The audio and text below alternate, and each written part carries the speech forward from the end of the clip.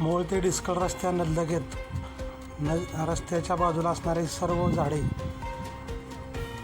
अचानक उन्मळून पडलेल्या अवस्थेत असताना बांधकाम विभागाचे अधिकारी त्याचा लिलाव न करता ती झाडे कापून नेणाऱ्यावर कारवाई करणार का व सतत रस्त्याच्या कडेला असणाऱ्या झाडांना मोडलेल्या झाडांची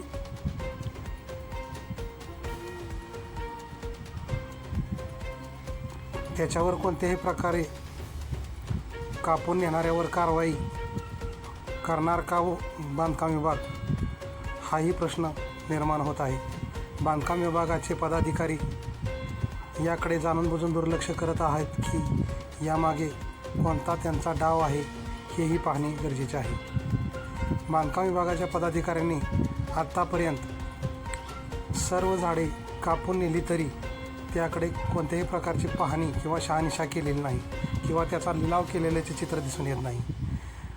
तरी प्रशासकीय विभागाने या गोष्टीचे गांभीर्य लक्षात घेऊन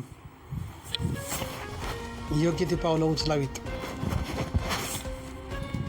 किंवा उचलणार का हेही महत्त्वाचे आहे.